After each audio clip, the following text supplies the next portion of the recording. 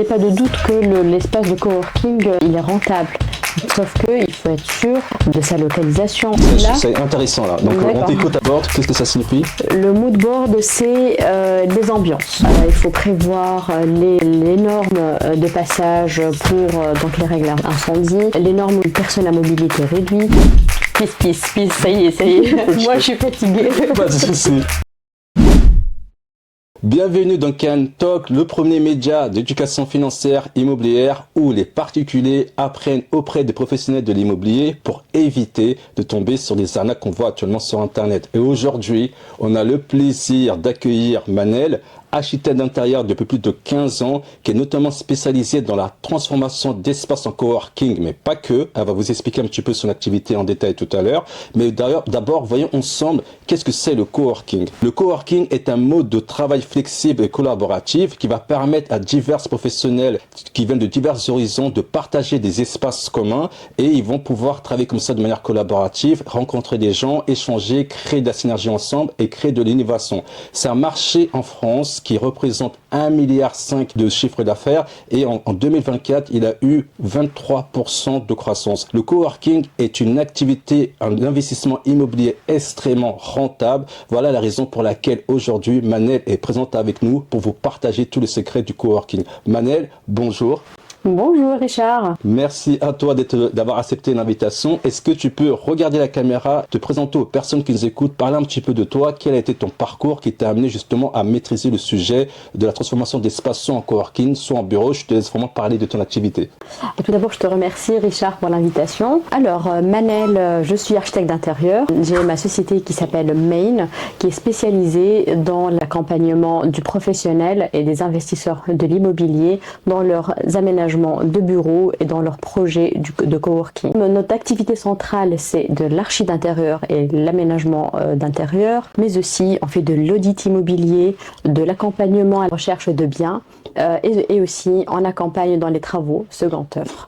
Voilà, alors j'ai une question. Effectivement, là, on a découvert un peu ton activité, mais tu nous as pas parlé de toi personnellement. Quel était ton parcours? Comment tu es arrivé finalement en fait à t'intéresser en fait à l'architecture pour que les gens te découvrent un petit peu? D'accord, très bien.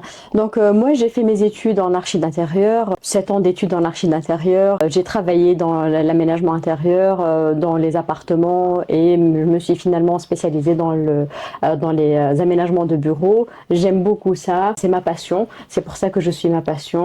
Je m'épanouis dedans. Alors, j'ai deux petites anecdotes à vous partager avec vous. Le premier, c'est qu'elle est arrivée aujourd'hui, elle a vu le set.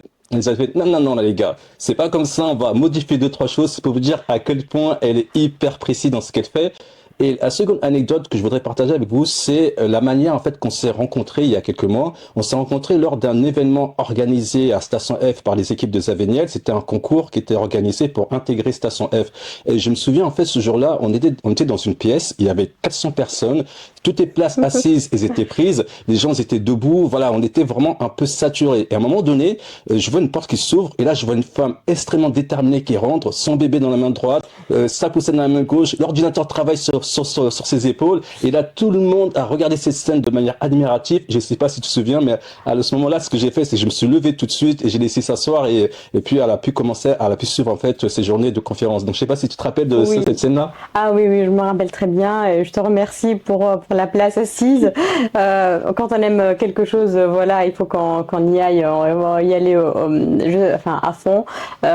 Exactement, j'avais mon bébé, je n'ai pas quelqu'un pour me le j'ai perdu mon mot pour me le garder, pour me le garder et j'ai pas le choix, il faut que j'assiste au cours, il faut que je sois là en présentiel et donc voilà, j'ai pris mon courage à deux mains, la poussette, le sac, l'ordinateur, la voiture, le bébé. Je l'ai pas oublié, en fin de compte ça, on est rentrés ensemble. Bon, j'ai eu plein d'amendes après parce que j'oublie le stationnement, tout ça, mais tout s'était très bien passé et voilà. Cela va me permettre de faire une transition qui est très importante pour toi, qui nous suit aujourd'hui, qui veut faire de l'argent en investissant dans le coworking. Ce que tu dois comprendre, c'est que lorsque tu t'intéresses à ce sujet, il y a deux choses que tu dois maîtriser. La première chose, c'est de comprendre le jeu auquel tu joues. C'est-à-dire que tu dois répondre aux besoins qu'ont les professionnels comme Manel et moi, d'avoir accès à un espace de travail en commun, collaboratif. Mais tu dois aller un peu plus loin que ça, c'est-à-dire que tu dois vraiment identifier ta niche ou ton ICP, comme on l'appelle ici, pour essayer de comprendre exactement quels sont ses besoins. Un exemple extrêmement simple. Aujourd'hui, il y a des personnes comme Manel qui sont des entrepreneuses et qui ont en fait le désir de pouvoir se retrouver entre elles, entre femmes entrepreneuses pour travailler ensemble. Et c'est comme ça qu'il y a une entrepreneuse qui s'appelle Sandrine Benatar qui a créé le premier coworking exclusivement féminin qui aujourd'hui s'appelle Soleil et ça a été un tel succès qu'elle a été copiée à l'échelle européenne. Et pourquoi je vous explique ça? C'est parce que c'est super important au moment où vous allez commencer à vouloir lancer votre projet de coworking, de comprendre que vous devez dans la niche des professionnels identifier la niche qui vous intéresse. Comme moi aujourd'hui, par exemple, moi je suis entrepreneur. Certes, je peux avoir un besoin de louer un espace de travail, mais j'aurai pas les mêmes besoins que Manette, par exemple, qui vient de vous expliquer un petit peu en fait son profil particulier. Donc la première chose à faire, c'est identifier exactement le professionnel et quels sont ses besoins. Et la seconde chose, c'est d'aller chercher à maîtriser votre bilan financier. C'est-à-dire, une fois que vous avez identifié votre cible, vous allez identifier chez la concurrence à quel prix ils louent, quels sont les services qu'ils mettent en place et combien cela va vous coûter pour mettre votre structure en place. Donc, à partir du moment où vous avez fait ce travail de votre bilan financier et que vous avez étudié exactement la cible qui vous intéresse, c'est à ce moment-là que vous allez voir Manel et vous allez avoir un dossier complet. Vous allez avoir votre why, mais je vais laisser vous expliquer, vous allez voir, ça va être hyper passionnant. Mais c'est à ce moment-là que Manel va intervenir pour vous aider à lancer votre projet de manière opérationnelle. Donc, Manel, j'ai travaillé sur mon projet, j'ai identifié ma niche précisément, ses besoins. Maintenant, j'ai travaillé sur la partie financière du dossier. Je veux te voir. Qu'est-ce qui se passe concrètement? Alors, Main, ma société, en tant qu'architecte d'intérieur, nous allons être en contact direct avec notre client, l'entreprise ou l'investisseur, le porteur de projet. En contact direct, pourquoi? Nous allons l'accompagner et essayer au maximum de chercher, de révéler son why. Ok, alors tu peux... Là, je pense que je leur ai déjà expliqué un petit peu le why, oui. Mais selon tes mots à toi, oui. Qu'est-ce que c'est le why exactement? Oui. La raison d'être est le why de la société. Nous allons chercher à comprendre le sens, qu'est-ce qui motive cette société pour essayer de mettre en place l'architecture d'intérieur, transformer ce why, cette intention, cette volonté, cette manière de travailler en équipe ou pas, entre femmes ou pas. Donc révéler tout ça pour le mettre en œuvre dans la décoration et dans l'archi d'intérieur, dans le projet du coworking ou dans les aménagements de bureaux. Donc si je résume bien, le why, la manière dont moi j'ai essayé de partager pour être le plus pédagogue, le plus simpliste possible, c'est pourquoi je veux monter un projet de coworking, pour qui je veux monter un projet de coworking. Donc ça veut dire que j'ai bien identifié ça et à ce moment-là, j'arrive vers toi et du coup, toi, tu analyses ça beaucoup plus en détail. C'est-à-dire que tu vérifies que le why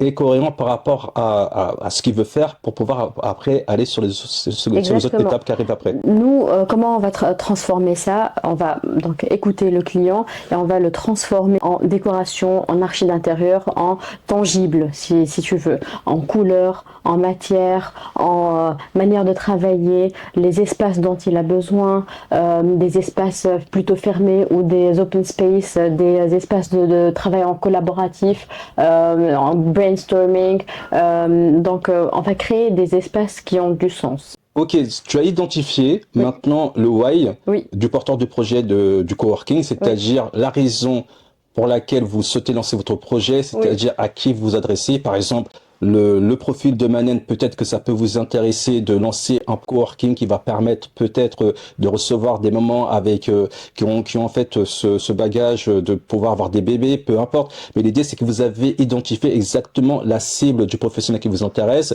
Et donc à ce moment-là, qu'est-ce qu'on fait une fois que tu as travaillé sur le why avec le porteur de projet? Alors, il y a le why, il y a le style décoratif, il y a aussi le besoin en mètres carrés, en espace. Donc tout ça, ça va se transformer. Donc on aura besoin d'espaces, donc par exemple, comme je vous avais dit, de postes de travail uniques par personne, de salles de réunion, d'espaces de brainstorming. Donc après ça, on va faire des ateliers de co-conception avec notre client.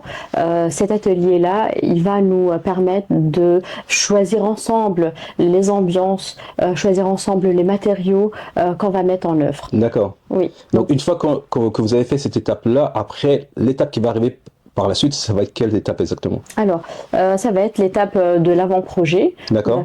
On va créer les plans, on va donc faire déjà un programme. D'accord, on va faire un programme. Je sais que le terme programme, c'est des termes que nous, on maîtrise, hein, puisque c'est notre sujet, c'est nos éléments de langage. Mais je pense que pour la plupart des personnes, je pense qu'ils sont pas tous en fait familiers avec ces termes-là. Donc, qu'est-ce que ça signifie un programme? D'accord.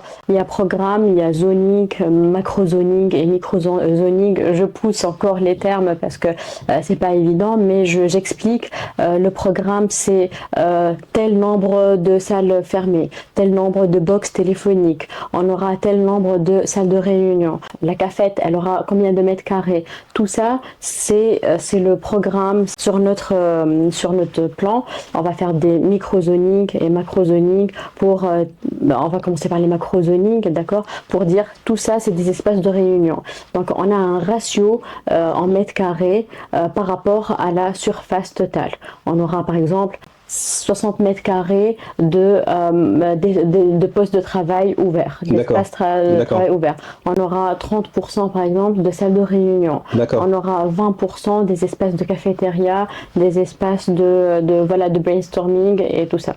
Donc tout ça, c'est un programme qu'on va voir sur le plan, sur le tas, pour pouvoir avancer dans les aménagements et voir en concret les plans et après les 3D, donc plan 2D et après tout ça, les plans 3D. Alors moi j'ai une question, je me mets à la place de l'investisseur en coworking qui veut gagner énormément d'argent dans le coworking, donc à mon avis il se pose énormément de questions. Et ma question c'est, je viens de comprendre le concept du programme. Moi ma question c'est comment je fais pour choisir le programme en gardant en tête ce qui m'intéresse en tant que porteur de projet, c'est la rentabilité de mon opération. Par exemple, aujourd'hui, si on fait quelques recherches sur le coworking, on se rend compte qu'aujourd'hui, les espaces avec des bureaux fermés, c'est là où il y a de la plus grosse demande et c'est là où c'est le plus rentable. Donc, comment ça va se matérialiser, c'est-à-dire garder à l'esprit le besoin de rentabilité de l'opération du coworking avec peut-être le programme en lui-même par rapport à la manière de mettre les choses en forme, etc. Est-ce qu'il y a une difficulté pour toi, architecte, de faire coller la rentabilité, le besoin de rentabilité du porteur de projet avec la faisabilité réelle du projet? Après, tout dépend du projet, d'accord? Tout dépend du projet. Nous, en tant qu'architecte d'intérieur, on est là pour transformer l'idée du porteur de projet en plan et on peut proposer nous-mêmes des idées pour que ça soit, par exemple, d'accord, on a besoin peut-être d'un maximum de postes individuels. Après, on peut proposer des espaces qui s'ouvrent, des espaces qui se referment. Par exemple, en faire des grandes salles là où on peut faire des événementiels, des événements. Du coup, on va trouver une autre manière de rentabiliser cet espace. C'est pas que des espaces fermés ou salles de réunion. Donc ouvrir par exemple les espaces, je dis un exemple, je dis comme ça, pour trouver d'autres moyens pour financer son projet. Alors là, est-ce que tu parles d'espaces modulables, par exemple? Voilà, des espaces modulables, exactement. C'est-à-dire qu'on peut avoir une pièce qui, à un moment donné, peut servir de conférence, elle peut être modulée pour servir, par exemple, de quoi d'autre, en fait Donc, moduler, c'est ouvrir complètement les cloisons, ouvrir sur les espaces, l'open space, là où il y a les individuels, les personnes individuelles, les postes individuels. Donc, pour que ça soit un grand espace pour faire des événements. D'accord. Donc, voilà. Donc, l'idée, c'est que vous allez travailler avec le porteur de projet pour aller optimiser au mieux son Exact- projet et exactement. chercher à répondre à son besoin de rentabilité tout en Exactement. restant Oui, en fait dans le cadre oui, de l'architecture qui soit oui, la plus opérationnelle possible. Si je ne me trompe pas, c'est bien ça. exactement. Bon, C'est très bien bien. ça. Oui. Donc à partir de là, après, quelle est la prochaine étape? Ça dépend. Est-ce que le porteur de projet, il a déjà ses bureaux ou pas du tout? Parce que nous accompagnons le porteur de projet à la recherche de son bien. D'accord. D'accord, il y a aussi ça. Donc, on va étudier plusieurs cas de bureaux et on va l'accompagner donc avec notre réseau, parce qu'on a un réseau, et l'accompagner dans la recherche de biens pour les aménagements de coworking. Donc ça veut dire qu'aujourd'hui, le porteur de projet, il a son budget, Mm. il a travaillé sur son business model financier, il a travaillé sur son why. Son why, encore une fois, j'espère que vous avez compris l'idée, c'est pourquoi vous allez créer un coworking Oui. et surtout pour qui et quels sont les besoins que vous allez mettre à l'intérieur pour recevoir en fait vos coworkers, comme on les appelle, sur le marché. Mais ma question, c'est qu'aujourd'hui, la personne qui a son budget et qui n'a pas trouvé de bureau, Oui. donc elle va venir vous dire voilà, moi je recherche un bureau avec tant de loyers possibles Oui. par mois Oui, et tant de coûts de travaux possibles. oui, C'est-à-dire que c'est avec lui, vous allez étudier en fait exactement le type de bureau qu'il recherche exactement. et après vous allez rechercher le bureau. Exactement. On va parler de la localisation tout d'abord. C'est où est-ce qu'il a fait l'étude de son projet. D'accord? D'accord. On va parler de la localisation et son budget de travaux. Et en fonction de ce budget, il faut qu'on trouve un espace là où il y a, par exemple, il n'y aura pas beaucoup de travaux, là où il y aura juste des cloisons à rajouter, de l'acoustique, de la déco. Voilà, l'accompagner dans cette phase. Donc, on va faire de l'audit immobilier, d'accord, D'accord. avec lui. Donc, recherche et audit immobilière et conseil immobilier pour optimiser au maximum son budget par rapport au bien dont il cherche. Alors là, je mets à la place de la personne qui nous suit. Oui. Effectivement, on va essayer d'être vraiment le plus simpliste possible. Je veux aller dans ce secteur d'activité qui est très rentable, l'investissement dans le coworking.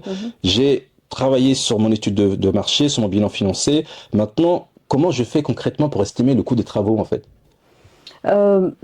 Personnellement, nous, on fait des devis. D'accord, mais concrètement, c'est-à-dire que j'arrive avec mon projet sur lequel j'ai travaillé avec mes équipes, on a le budget, on a une enveloppe, donc on a identifié le coût du mètre carré, et on sait exactement financièrement quel genre de bureau on veut. Maintenant, effectivement, il y a plusieurs façons de faire, parce qu'après, je pense qu'on rentrera en détail, parce que tout dépend en fait du bien que vous allez trouver et derrière, s'il y a besoin de transformer, etc. Donc, je pense qu'on en parlera. La partie réglementaire, elle est aussi très importante. Mais justement, c'est ça ma question, c'est comment on fait pour estimer en fait le coût des travaux en amont lorsqu'on travaille sur le projet. C'est-à-dire que est-ce qu'il y a un type de produit à privilégier pour minimiser le coût des travaux? Est-ce que tu comprends ce que je veux dire ou pas? Oui, oui, oui. Effectivement, il y a les plateaux qui sont destinés à être bureaux, d'accord, qui vont être le minimum. Enfin, on va pas avoir beaucoup de budget pour les transformations. On va trouver la moquette toute prête, la peinture déjà faite, le plafond déjà existant. Il y a l'acoustique qui est là, la climatisation, la ventilation, l'électricité, l'éclairage. Tout est déjà sur place et installé. D'accord. Ça, c'est les plateaux qui sont destinés pour le bureau. Alors, si je peux me permettre, si je peux juste regarder la caméra et expliquer, c'est quoi le concept de plateau?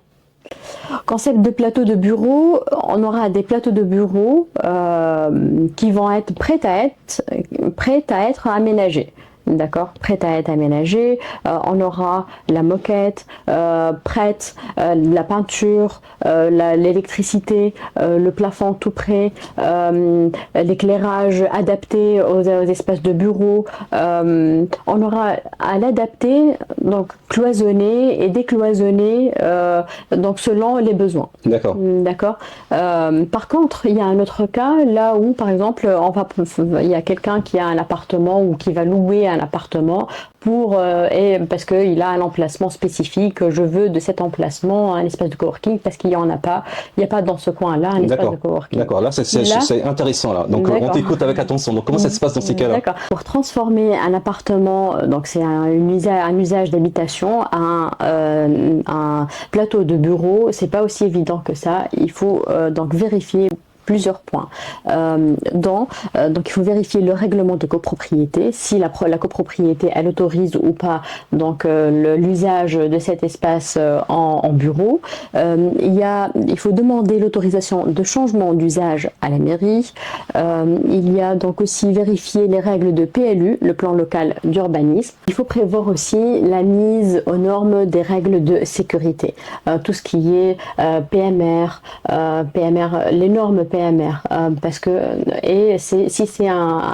c'est un endroit, un coworking qui va recevoir du public.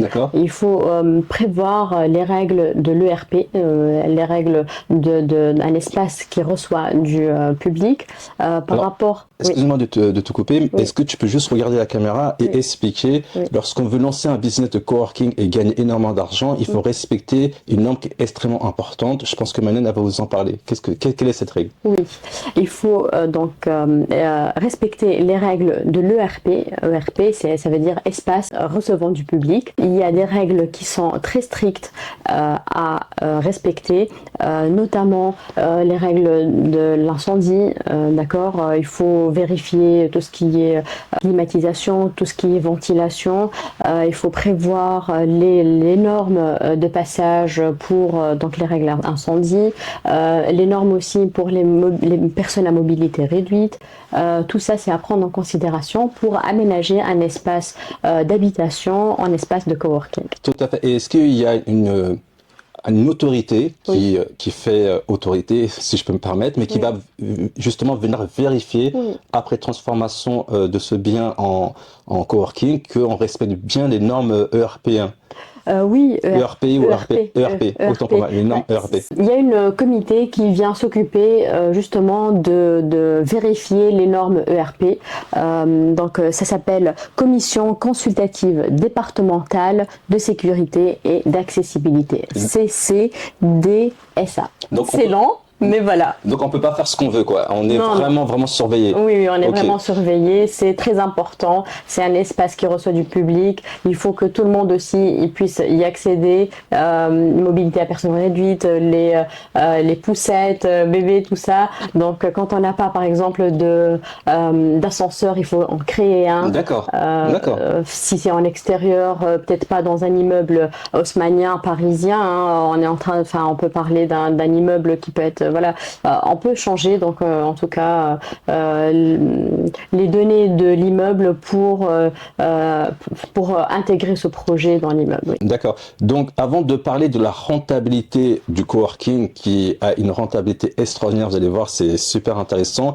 Et bon, là sur le sujet, Manel et moi hier en fait lorsqu'on préparait cet entretien, elle avait une petite nuance, donc tu pourras la partager. Mais effectivement aujourd'hui, pour une personne qui souhaite se lancer dans le business du coworking, ce qui est plus simple pour elle, c'est de passer par des bureaux, des plateaux, pas forcément d'aller transformer un bien d'habitation en logement en bureau commercial. Oui, le plus commun, enfin le moins de frais, c'est d'aménager un espace dédié, un plateau de bureau et le réaménager en espace de coworking. C'est beaucoup moins de charges, de travaux. Tout à fait. Bon, là, je pense que vous avez bien compris. Et avant de vous parler de la rentabilité du coworking, quelles sont les autres étapes une fois qu'on est arrivé en fait à la partie administrative, à la partie coût opérationnel du projet? Quelles sont les autres étapes par la suite qui arrivent lorsque un porteur de projet qui souhaite lancer un business en coworking vient présenter son dossier à Manel? Donc on a défini tout ce on a mis en place les autorisations, on a vérifié les normes, on est passé on a commencé à voir l'avant-projet, à quoi ça va ressembler en microzoning d'emplacement sur le plan. On passe après à la réalisation, au projet, donc le concept en soi, à travailler le concept en soi, détailler les plans, détailler les matériaux qu'on va utiliser donc transformer les idées de cette entreprise, le why, transformer la raison d'être de la société, de l'entreprise en projet tactile, quand on va vraiment comment dire, toucher et voir. D'accord. Transformer l'invisible en visible, si tu veux. Ah, j'adore cette phrase. Voilà. J'adore cette phrase. Donc là, en fait, on est dans le Oui. cas de figure où là, tu as préparé le projet visuellement. Oui, On est d'accord. exactement. Donc visuellement, le projet, il a été préparé. 2D et 3D. Donc, 2D et 3D. Je pense que c'est important et je pense que tu as quelques exemples à nous montrer qu'on mettra en post-prod juste pour montrer à quoi va ressembler en fait un projet Oui, en 3D. oui, oui, On oui. pourra juste mettre là tout de suite en post-prod juste pour que vous ayez une petite visualisation. De toute façon, juste pour vous préciser que Manel, elle a une formation dans Cadny où elle va rentrer en détail pour toutes les personnes qui souhaitent gagner de l'argent avec le coworking. Il y a une formation beaucoup plus poussée dans Cadny. Cadny, qu'est-ce que c'est? C'est la plateforme d'éducation financière immobilière qui vous permet d'apprendre auprès des professionnels de l'immobilier sur tous les sujets qui vous intéressent, marchand de biens, construction de maisons, promotion, construction de développeurs fonciers et maintenant le coworking et tout ça pour 29,90 € par mois. On est le Netflix de l'éducation financière, donc c'est sans engagement, bien entendu. Donc, une fois que on a fait ça, maintenant, on a fait les plans. Oui. Je pense que c'est là où tu vas commencer à vouloir aller travailler le produit, c'est-à-dire à faire les travaux. C'est ça ou pas? Exactement. Donc mood board, plan 3D. Mood board, qu'est-ce que ça signifie? Le mood board, c'est les ambiances. D'accord. D'accord. Le mood board général du projet, c'est les ambiances, c'est les couleurs qu'on va choisir. On va choisir par exemple un thème nature, d'accord. Ça va être, on va choisir les couleurs ensemble, du terracotta, du vert, du beige. Choisir en fonction de ça les matériaux, du bois, une belle moquette, une belle peinture. Donc voilà, tout ça on va le définir ensemble avec notre client. Et une fois tout ça fait, mood board, plan 2D, on va justement tout ce qu'on a vu ensemble en mood board, on va le mettre dans la 3D pour qu'il voit à quoi ça va ressembler son prochain espace, projet. On va passer à la réalisation des travaux. D'accord. Ouais, donc du second œuvre. D'accord. Ok, du second œuvre, on va travailler sur l'espace existant. D'accord, et le transformer selon le plan d'aménagement qu'on a prédéfini ensemble. Super. Cloisonnement, donc ça va être des cloisons, cloisonnement vitré, ça c'est un espace plutôt fermé, c'est une salle de réunion ouverte qui va être, on veut que ça voit, que ça bouge, que ça fasse des réunions, tout ça, et donc ça va être vitré. Ça c'est un espace plutôt confidentiel, du coup on va fermer complètement.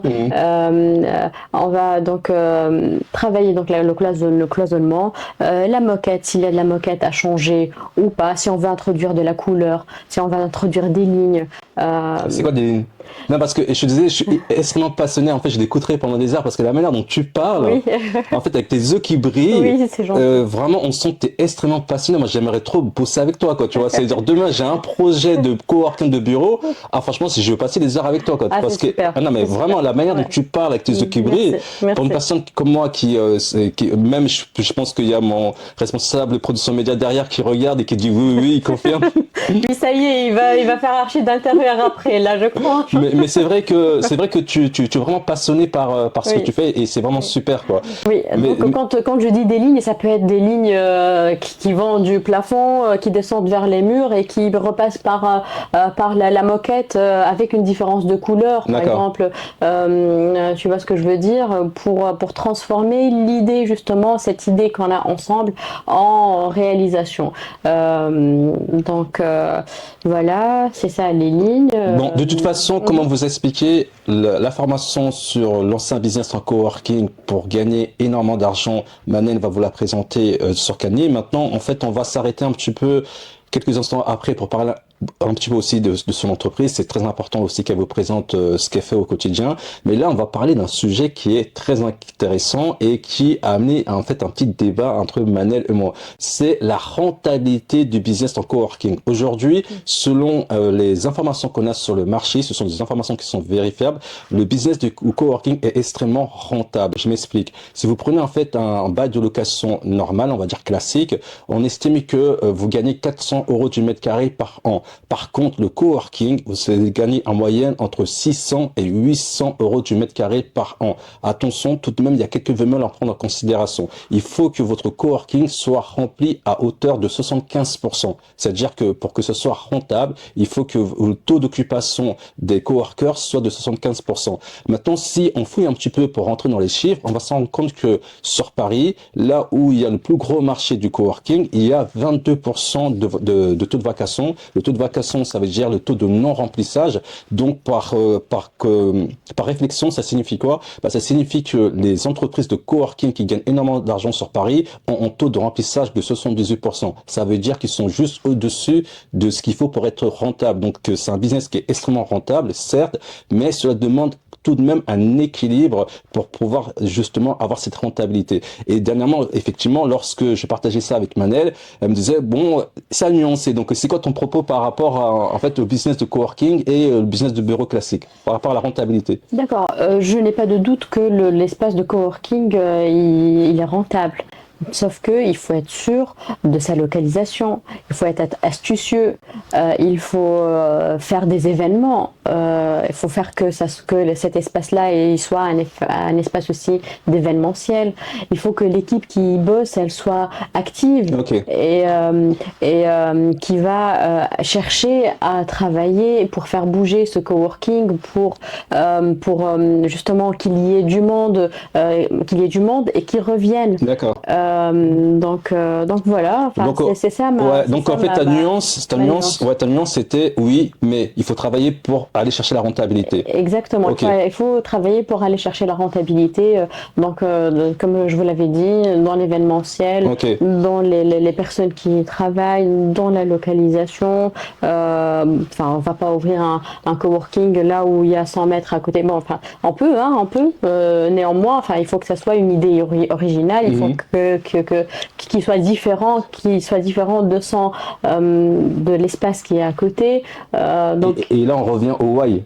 et là, on revient au why, donc de sa raison d'être, de sa raison d'exister, de ce coworking, pour qu'il puisse justement travailler et fidéliser les personnes qui viennent. Bon, en tout cas, super. Et merci beaucoup, Manel, d'avoir partagé tout ça avec nous. Maintenant, on va s'intéresser à une chose qui est quand même hyper importante, ton entreprise. Parle-nous un petit peu de ton entreprise aujourd'hui. Oui. Comment est ses structures? Quels sont les services que tu apportes? Alors, effectivement, on a parlé du coworking, Oui. mais je vous ai dit en intro qu'elle ne faisait pas que ça non plus. Donc voilà, parle-nous un peu de ton entreprise. Oui, la société qui s'appelle Main, Manel Archi Immo, on est dans l'accompagnement des entrepreneurs et des investisseurs dans les aménagements de leurs projets. Quand on dit entrepreneur, quelqu'un qui a son entreprise, éventuellement qui peut avoir son entreprise, qui est là, qui travaille, il a son bureau. Nous, on va arriver, il va avoir besoin d'aménagement de bureau, il a ses besoins qui ont changé. Donc, on va être là pour l'accompagner dans le réaménagement de son bureau. S'il a encore plus s'il se développe bien et qu'il a plus de demandes, on va l'accompagner à la recherche immobilière. Donc déjà l'analyse de l'existant, l'analyse de ces bureaux là existants, qu'est-ce qui ne va pas, qu'est-ce qui va, il a besoin de quoi exactement. Donc une fois établie cette analyse, on va passer à l'étape d'après. S'il a besoin de réaménagement, on va l'accompagner dans ce réaménagement dans un projet architectural et donc les travaux. Si ce bureau-là il est trop petit, on va l'accompagner pour la recherche immobilière. Dans la recherche immobilière, et une fois que la recherche est faite, l'accompagner dans l'aménagement des nouveaux bureaux et la réalisation des travaux. Pour ceci, aussi, on aura de l'audit.